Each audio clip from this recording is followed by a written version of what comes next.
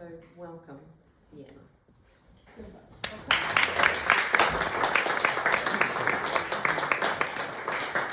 Well, I want to thank you so much for being here and taking this time to share with me the story of my ancestor.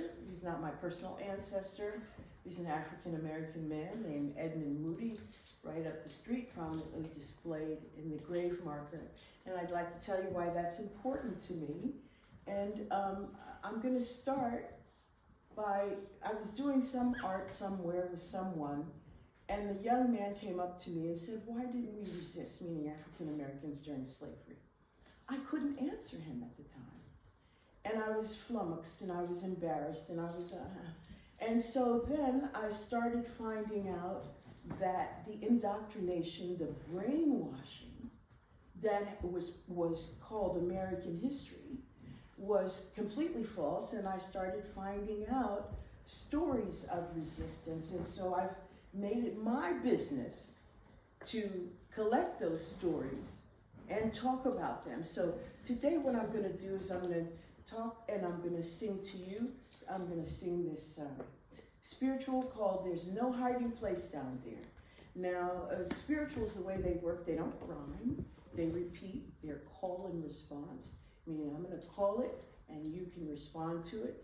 You can sit the first one out, but you'll see what I mean. It'll be easy. Okay, so, and I like to couple them with these stories of self-emancipation because I see the spirituals as freedom songs. They were songs of personal comfort because slavery was a terrible thing in the United States especially.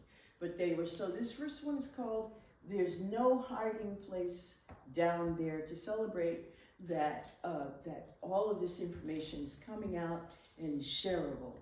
There's no hiding place down there. There's no hiding place down there. Well, I went to the rock to hide my face.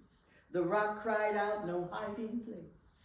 No hiding place down there." So you got it, right? That's the song. And I'll call it and you can respond to it. Let's try it once. So I'll call it and then you're singing "There's No Hiding Place Down There" when you hear that, right? There's no hiding place down there. You join me. There's no hiding place down there. Well, I went to the rock to hide my face. The rock cried out, "No hiding place. No hiding place down there." Sounds so fabulous. So, what I did find, well, into my adulthood, and despite having what's called a very good education in the United States, I finally found out that Black people were the center as opposed to side players in our own freedom story during the antebellum time before the Civil War, and in our escape story, because that was given to a religious sect of people called the Quakers. And we were just taught that we didn't do anything to advance our own freedom, but I have found that we are the center of our own freedom stories. I started finding that, there's something called the Underground Railroad, and that was how folks escaped to freedom with the help of folks along the way. That was always given to Quakers. However, I found that there were many, many, many Black players. I mean, there had to be. And if you started out somewhere and you ended up somewhere else, it's because you had a lot of help along the way. And so when I found out the existence of the Black Underground Railroad, I wrote a play. I'm not a playwright, but I wrote a play and we put it on in New York, and we were in the Fringe Festival, and we won an award for that play. And I kept trying to find out more things, and then I found out about Black sailors, which is what leads me to Edmund Moody.